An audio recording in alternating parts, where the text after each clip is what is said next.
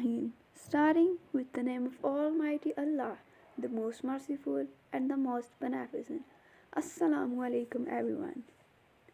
I am Zoya Babar. I am from Radiology first semester and I am here to present my presentation on the following topics that are cytoplasm, endoplasmic reticulum and the Golgi complex.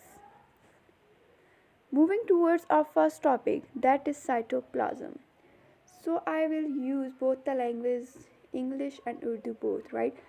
So सबसे पहले हमारे पास समझने की बात ये है कि mostly जो है हम फ्रॉम स्टार्ट लेवल हम कंफ्यूज होते रहते हैं, हम साइटोप्लाज्म को भी एक ऑर्गेनली ही समझ रहे होते हैं, but it's wrong.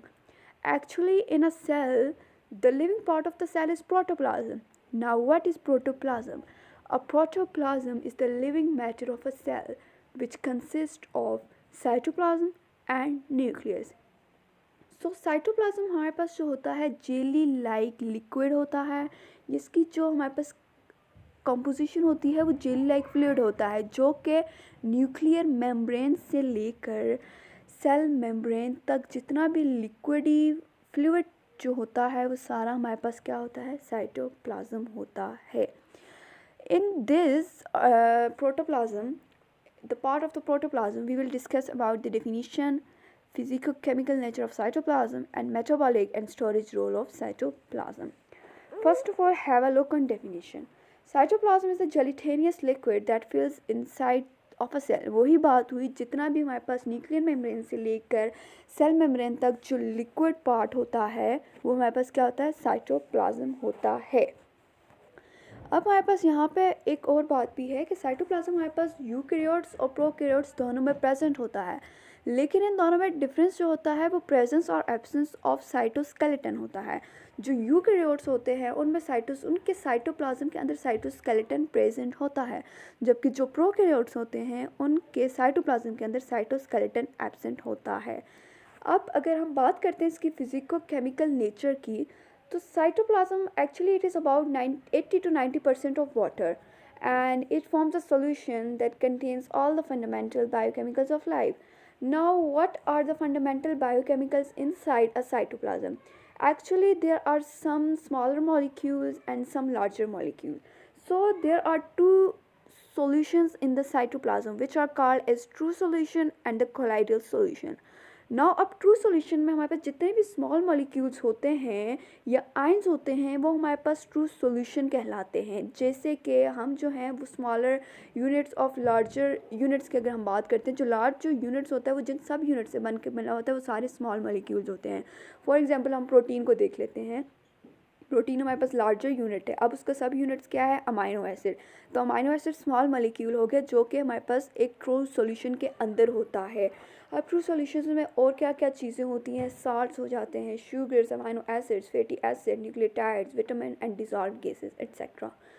So the other large molecules like the proteins, they are formed just the colloidal solution. सो इसी की तरह अगर हमारे पास साइटोप्लाज्म की बात करते हैं, साइटोप्लाज्म हम उसे कंसिडर कर देते हैं एक हाउस है. उसके अंदर जो हमारे पास जो रूम्स हैं वो ऑर्गेनेलीज हैं कंसिडर. और जो साइटोप्लाज्म ऑब्वियसली जैसे हमारे पास एक हाउस है उसके अंदर पोर्शंस भी तो होते हैं, इसी तरह एक साइटोप्लाज्म के अंदर भी हम इसको कंसिडर कर देते हैं टू पोर्शंस होते हैं, जो कि हमारे पास क्या होते हैं, cytosol and the cytogel, right. So the inner portion of the cytoplasm that is towards the nucleus जो होगा वो लेस विस्कस होगा, यानी कि उसकी विस्कोसिटी कम होगी और वो क्या होगा, साइटोसोल होगा. While the peripheral part of the cytoplasm that is towards the plasma membrane ये ज़्यादा विस्कस होगा और वो हमारे पास क्या कहलाएगा, साइटोजेल कहलाएगा. And also there are some microfilaments in the cytoplasm जो कि कंट्रक्टाइल एक्टिविटी दे रहे होते हैं, right. That is the circular streaming movement can also be observed in cytoplasm due to the contractile activity of microfilament. अब ये जो होती है इस मूवमेंट, ये एक मूवमेंट स्पेशल मूवमेंट दे रहे होते हैं साइटोप्लाज्म के अंदर. और उस स्पेशल मूवमेंट को हम कह रहे होते हैं साइक्लोसिस हो रही होती है वो। और किसकी वजह से हो रही होती है? माइक्रोफिलामेंट्स की वजह से साइक्लोसिस हो रही होती है। अब साइक्लोसिस का हमारे पास फंक्शन क्या है? साइक्लोसिस जो है वो डिस्ट्रीब्यूशन ऑफ सेल, यानी कि सेल के अंदर जो उनको चाहिए होते हैं कंटेंट्स चाहिए होते हैं, डिफरेंट चीज़ें चाहिए होती हैं, वो due to the movement of microfilaments हो रही होती है। यानी कि उस साइक्लोसिस के प्रोसेस से distribution of cell contents in cytoplasm हो रही होती है। Now moving towards the function of the cytoplasm. अब साइटोप्लाज्म हमारे पास दो तरह के फंक्शन कर रहा होता है, एक वो मेटाबॉलिज्म कर रहा होता है और दूसरा store house of a cell भी होता है। अब right, the cytoplasm act as a site of metabolism and store house of a cell. So mainly the metabolic pathways generally occur in cytosol. Metabolic pathways कहाँ पे हो रहे होते हैं? साइटोसोल में हो रहे होते हैं, and it includes the protein synthesis and glycolysis etc.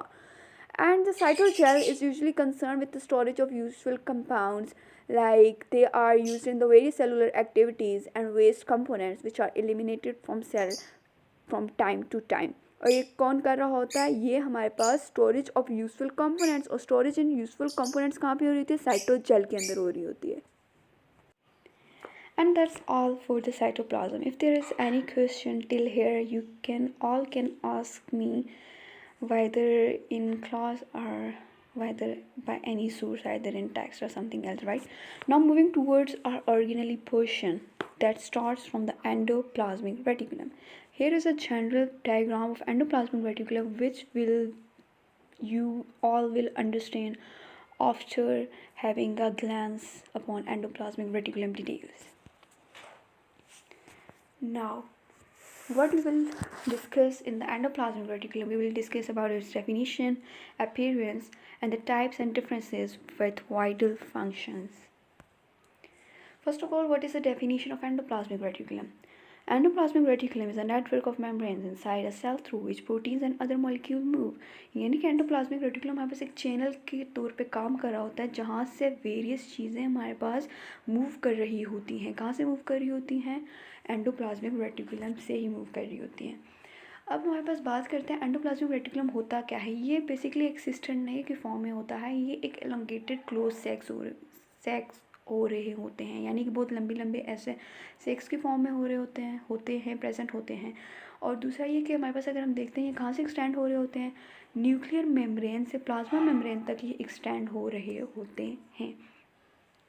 अब हम जो है हम बात करते हैं एंडोप्लाज्मिक रेटिकुलम जो होते हैं हमारे पास बेसिकली हर तरह के सेल में प्रेजेंट होते हैं.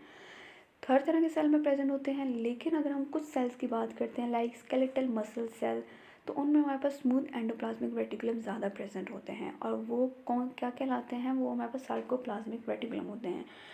अब हमारे पास इनके दो टाइप्स भी होती हैं, that is the rough endoplasmic reticulum and the smooth endoplasmic reticulum. अब हम बात करते हैं स्मूथ एंडोप्लाज्मिक रेटिकुलम और रफ एंडोप्लाज्मिक रेटिकुलम में. सबसे पहले smooth endoplasmic reticulum. Smooth endoplasmic reticulum हमारे पास स्मूथ इसलिए कहलाया जाता है क्योंकि इसकी जो अपीयरेंस होती है बिल्कुल स्मूथ होती है. और हमारे पास smoothness and roughness depends upon the ribosome. अगर राइबोसोम प्रेजेंट नहीं है, अटैच नहीं है, तो हमारे पास कौन सा होगा? Smooth endoplasmic reticulum. और ये हमारे पास सेल मेम्ब्रेन के करीब होता है, ये ट्यूब्यूल से बना होता है. और स्मूथ एंडोप्लाज्मिक रेटिकुलम की बात करते हैं तो ये हमारे पास मेटाबॉलिक प्रोसेसेस भी कर रहा होता है, जैसे कि मेटाबॉलिज्म ऑफ कार्बोहाइड्रेट्स. दूसरा ये मोस्ट इम्पॉर्टेंट, ये हमारे पास सिंथेसिस ऑफ लिपिड कर रहा होता है, and lipid containing substance like steroids, fatty acid etcetera, right. Oils हो जाते हैं, फॉस्फोलिपिड्स हो जाते हैं, स्टीरॉइड्स, ये सारे हमारे पास due to the synthesis of lipid से हो रहे होते हैं, जो कि हमारे पास कहाँ पे हो रही होती है? स्मूथ एंडोप्लाज्मिक रेटिकुलम में हो रही होती है. और दूसरा ये कि हमारे पास ये detoxification of drug and poison भी कर रहा होता है, specially in the liver cells. Now the most important, ये हमारे पास found in the lipid forming cell, जैसे कि adipocytes, interstitial cells, adrenal cortical cells, leukocytes, retinal cells. And the second is the rough endoplasmic reticulum. So the next type is the rough endoplasmic reticulum. Roughness depends upon the ribosome. So the ribosome is attached on the surface of the rough endoplasmic reticulum.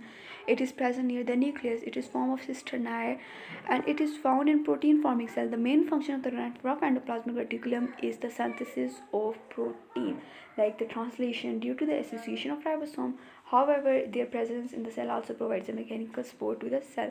Like now, what are the protein forming cells? That is the acinar cells, goblet cells, plasma cells, nasal granules, endocrine cells, etc. अब बात यह है कि हमारे पास rough endoplasm smooth endoplasmic reticulum की जब हम बात कर रहे होते हैं, हमारे पास सबसे पहले इसमें आ जाता है rough endoplasmic reticulum. For example, अब हमारे पास प्रोटीन रफ एंडोप्लाज्मिक रेटिकुलम ने बना दिया, तो ये हमारे पास जहाँ पे ज़रूरत है, जिस सेल को ज़रूरत है, जिस पार्ट ऑफ द बॉडी की ज़रूरत है, वो उसको इस तरह ट्रांसपोर्ट करता है रफ एंडोप्लाज्मिक रेटिकुलम से वो स्मूथ एंडोप्लाज्मिक रेटिकुलम में ट्रांसपोर्ट होगा. देन स्मूथ एंडोप्लाज्मिक रेटिकुलम से वो गोल्जी कम्प्लेक्स में ट्रांसपोर्ट होगा. In Golgi complex we will further discuss about the transportation. Right, so the next organelle is the Golgi apparatus. Now what is the Golgi apparatus? So what we will discuss in the outlines of the Golgi apparatus, have a look. We will discuss about its discovery, definition, associated vesicles and functions. That are the main covering topics of an organelle. So what is the discovery of the Golgi complex? Basically, it is found in all eukaryotic cells. It was discovered by Italian biologist Camillo Golgi in 1898. What is the definition of it? A Golgi body, also known as the Golgi apparatus, is a cell organelle that helps process and package proteins and lipid molecules. Like अब देखें, अब हमारे पास Golgi body, Golgi apparatus या Golgi complex, ये तीनों एक ही चीज़ हैं, ये तीनों एक ही ऑर्गेनली है. इनका मेन फंक्शन क्या है? इनका main function derive from the endoplasmic reticulum. How? From the rough endoplasmic reticulum and from smooth endoplasmic reticulum. कैसे? रफ एंडोप्लाज्मिक रेटिकुलम ने बनाया प्रोटीन, स्मूथ एंडोप्लाज्मिक रेटिकुलम ने बनाया लिपिड. वहाँ से वो जब निकलता है लाइक ट्रांसपोर्टेशन के लिए, वो फर्दर मॉडिफिकेशन के लिए कहाँ पे जाता है? गोल्जी एपरेटिस में जाता है. गोल्जी एपरेटिस के तो डेफिनेशन के अंदर लाइक थोड़ी सी आ जाती है glance about it function. That is the process and package of what? Protein and lipid molecule. अब like the Golgi vesicle. Now Golgi complex basically consists of a stack of flattened membrane bound sacs called the cisternae together with the system of associated vesicle called the Golgi vesicle. अब इसके जो है हम transportation में diagram को देख लेते हैं. Like diagram will cover a load of information regarding its transportation. Wait, ठीक है जी. अब इसके ट्रांसपोर्टेशन के बारे में हम अगर बात करते हैं, हमारे पास गोल्जी एपरेटिस के दो स्टेक होते हैं, यानी कि उसके दो, we can say that stack, हाँ वी मोस्ट प्रोबेबली स्टेक्स होते हैं. एक अपर होता है और एक लोअर होता है. जो हमारे पास जो होता है ना, at one end of a stake a new cisternae are constantly being formed by the fusion of vesicle from the what? From smooth endoplasmic reticulum. जो चीज़ स्मूथ एंडोप्लाज्मिक रेटिकुलम के करीब होगी या उससे ही होगी, तो वो एक तो हमारे पास होगी आउटर होगी और वो उसका फॉर्मिंग फेस होगा, जो कि हमारे पास सिस फेस उसको कहलाते हैं. जो स्मूथ एंडोप्लाज्मिक रेटिकुलम के पास forming face and it is a cis face, और ये हमारे पास कन्वैक्स होता है. वाइल जो अब हमारे पास इनर फेस होगा, इसका इनर फेस जो होता है वो हमारे पास कनकेव होता है, उसको हम मैच्योरिंग फेस कहते हैं, और वो हमारे पास ट्रांस फेस होते हैं. जो हमारे पास सिस फेस होता है वहाँ पे सिस्टरनाए बन जाते हैं, वेसिकल से सिस्टरनाए कौन से फेस पे बनता है? सिस फेस पे बनता है. जबकि सिस्टरनाए फिर ब्रेक हो जाता है into vesicle at what face? At the trans face. यानी कि सिस फेस से चीज़ हमारे पास स्मूथ एंडोप्लाज्मिक रेटिकुलम से सिस फेस में आ जाती है. सिस फेस के अंदर जो है वो हमारे पास प्रोसेसिंग, पैकेजिंग, मॉडिफिकेशन हो रही होती है, एंड देन वो जो है एलिमिनेट हो रही होती है through which face? Through the trans face, that is the maturing face.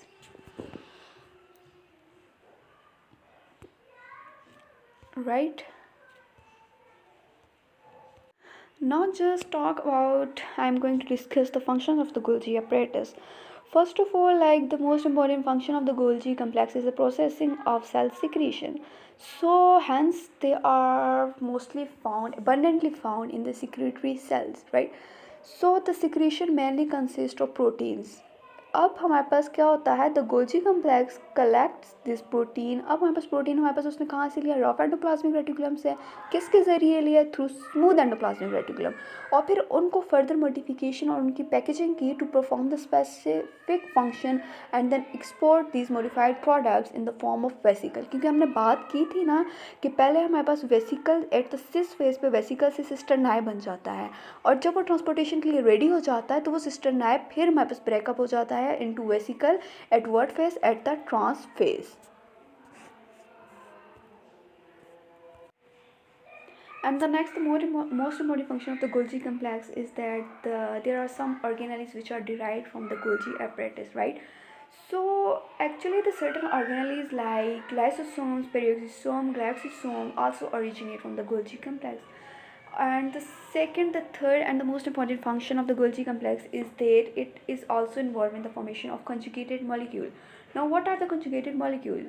Conjugated molecules वो molecules होते हैं जो कि दो molecules से मिलके बने होते हैं, like the glycoprotein, like the lipoprotein, lipids and protein.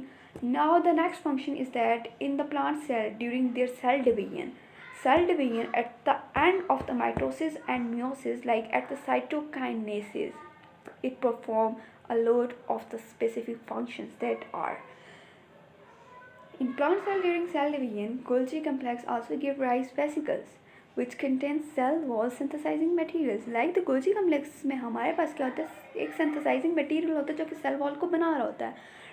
Most probably at the cytokinesis these vesicles are arranged on the cell equator. ये एक equator पे खुद को arrange कर देते हैं, then ये fuse हो जाते हैं और ये एक स्ट्रक्चर बना लेते हैं जो कि फ्रैग्मोप्लास्ट कहलाता है. Later on new cell wall is derived from this structure, and these are all the main functions of the Golgi complex. And here is the end of my presentation, in which I cover all the main aspects and outlines of the given topics, that are the cytoplasm, endoplasmic reticulum, and then the Golgi apparatus. Now if you have any question or any query regarding these topics, you are free to ask it to me, and if there is not any question, then you can just clap.